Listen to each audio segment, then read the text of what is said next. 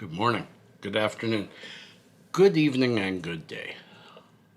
Where has the hippie been? I'm sorry, friends, it's been a few days since I've put up a video. I've been really sick, but I don't want to get into that immediately. I'm still feeling really bad. I have some things I need to get done. I promised my daughter that I would share. You saw the title, Saving Benny. Her dog is really sick, and he is such a wonderful dog. He reminds me of, oh boy, he reminds me of my dog that I had since they were just little babies, and it's part of the reason they bought him. He's a yellow lab. He's 8 years old, and he's got cancer. A cancerous growth, and it's going to cost $2,500 just to get in there and start working on it, as well as already added expenses, and it's hurting this young family of my daughters. They're trying to raise money, and I promised that I would help her. If you do check out the site, which I have below, the GoFundMe site, if you do check it out, you'll see I have contributed to, and we all know I can't afford it. But let me tell you, the best way, and I'll follow it up with more, is to read the first part of what she wrote in the GoFundMe. After I lost my 18-year-old muggy lad. Oh boy. I'm sorry, guys. It really hurt my daughter. Her baby Mugwai, a little Bichon Shih Tzu, lived 18 years. And I bought that dog for her on February 2, 2002, just shortly after we moved to Alberta, and she loved him ever since. So after I lost my 18-year-old Muggy last year, we walked into a rescue and saw Benny lying on the floor, on the concrete floor. The worker told us no one ever stops to see him, and he'd been there for months and came from a different shelter who couldn't find him a forever home. No one wanted Benny because he was already 9.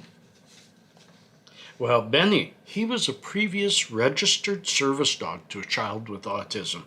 He was left abandoned in a house with other animals and was found starving to death.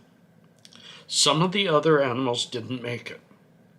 He went from that situation to living endlessly for months on concrete floors with no one to love him or play with him. When we asked if we could see him, he literally jumped for joy, paws off the ground, and playing with us for hours. And you should see him jump like that. He's a funny dog. The rescue said it was his safety ball and he would never go anywhere without it. He doesn't need a safety ball anymore. He is calm, cool, collected, beautiful dog, very, very loving. He is so good with kids. Of course, he looked after a kid with autism. When he spent a week with us, he had barely even known us. Boom, he found Pasha, and he laid beside Pasha, and he walked with Pasha, and he sat with Pasha while Pasha played games, and he was just so patient and loving. And the moment you would pick up a ball or a rope or something to play with, he'd run and jump. And every time you saw him, you just had to look at him and your eyes touch, and his hella big tail would start wagging, and if you got in the way, boy, his bum was going back and forth. It's funny as hell to see. So I'm sorry for the tears, but friends, I'm sorry, but this dog also means a very lot to me. And I'm hoping that this round of oncology will give this dog a few more years, because I know my daughter's going to go through it come hell or high water. So if any of you, if you can't help, I understand. Send some love, send some wishes, say some prayers, send good vibes. Whatever it is you do to help somebody along, do it. And it means a lot to me. So I made this little movie of my short time with Benny. And then we'll come back and talk to me. I wish you love, I wish you peace, I wish you harmony. But remember, animals are people too. I've always said that. I've always believed it. I'll be right back.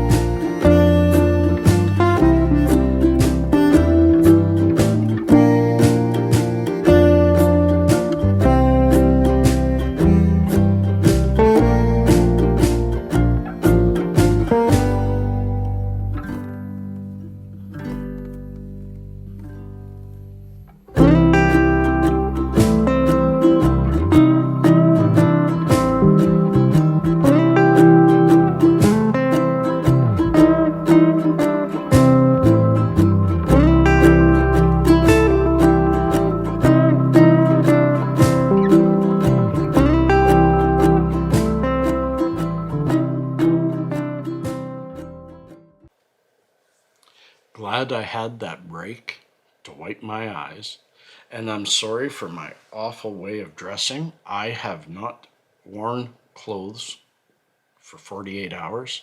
I have not eaten, except for a little bit of noodles yesterday, for 48 hours. And this is my first coffee since Friday.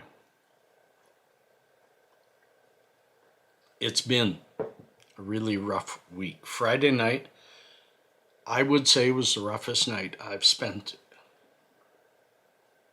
at least in a decade, maybe in my life. I think I ate too much before going to bed and really felt stuffed, really felt overdone. I overdid it and I couldn't sleep. And finally around 2 o'clock, I fell asleep. At that point, I had no headache. I had no real issue. And then I woke up feeling dizzy and sweaty and feeling like maybe I have to have a movement. That's not unusual. The dizziness, a little bit unusual. But the sweatiness, the needing to go to the bathroom. So I got up to look at my phone, and when my phone is off, it just shows a time like that. And I was looking, that time is just, I can't focus on it. It's moving. And I thought, oh, this isn't good. And then I get up to go to the bathroom, and I'm falling this way, I'm falling that way, I'm falling forward. Please, guys, if you're going to comment, I'm going to see the doctor on Monday. So, anyways, and then I go to the bathroom, and oh boy, I mean, I've been constipated for 3 or 4 days. It was really building up, and oh my goodness. I'll brush over this, but I think I cleaned myself out. But that didn't change anything. Starting to get dizzy. Every time I opened my eyes, everything was moving. I couldn't focus on anything. And that was making me dizzy and nauseous. Very likely could be part of what was at that time an absolutely, I thought I've had hard migraines in the past. No, my God, no. This was the worst. It was as if my head had opened. It was awful. And then I started throwing up, and then I started pooping more, even though I had nothing left. And then I started throwing up with nothing left. It was a couple of hours of not being able to get out of that vertigo moment. I couldn't do it. And I mean it. I'm looking after Pasha for a week and a half. His mother is away, so I have no other place for him. If he were with her, I would have called 911 and gone to the hospital. I was lying in bed, very scared that this was, what goes through your head, I'm not going to say it. But after many trips to the bathroom, I don't know how many trips, near the end of my trips to the bathroom, I started noticing, okay, I've got a little bit of focus. And I lay down on my back and put my head back and closed my eyes and just did my best to get my mind to focus on the ability to focus on things. And slowly, it came back. And the focus came back. The head just going. And that was Friday night. I spent all day Saturday. Now, I can promise you this from the bottom of my heart. It's been at least a decade, maybe 12 years. It was just after I met my last wife that I spent a whole day in bed because of being sick. And that one ended up with me in the hospital in the evening because of a really, really bad flu. I think it was H1N1. I don't remember. Thing was, I've never done this. My little boy, and thank goodness my older boy had a day off. My little boy was here with nothing to do, and I couldn't look after him. He was cool about it. I shouldn't say he had nothing to do. He had games, and he could play with his friends online, and did. And kept telling Dad, go back to bed, don't worry about me. But I spent the whole day in bed. I got up finally around supper time and sent my son to go get Subway sandwiches for the boys because I couldn't cook. And he wanted to get me something. They had no soup, so I made myself some noodles. Barely kept those down. Watched one TV show and went back to bed and woke up this morning. No, I did not sleep the whole night, but I'm better. I'm a little better. I'm shaky, but I haven't eaten in 36 hours. And the first thing I put in me is coffee, which just adds to the shakes.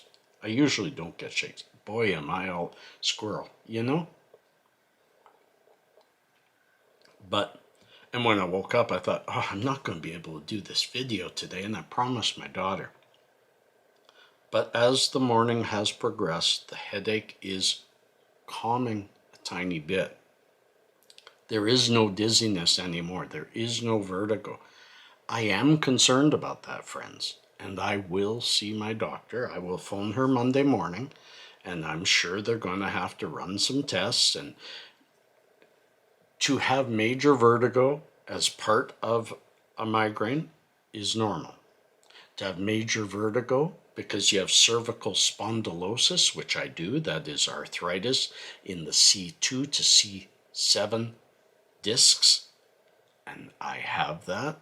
And that can cause incredible vertigo. It's called cervical vertigo. And I also have this wisdom tooth that keeps bothering me, and it can cause those things. So somehow we've got to get to the bottom of this. And we will. So I appreciate your patience. I appreciate your love, comments, kindness. Everybody who said just be better. I put up a post and said I can't put anything up because I've had some troubles, and everybody was so caring. So I love you all. I thank you all. And I wish you all the best of the weekend, the best of the week. And please, if anything, just send me some strength so that I can get through this, because this is my son's first week of school online, and I need to be there, and I need to be his buddy. Peace and cheers. Love and harmony.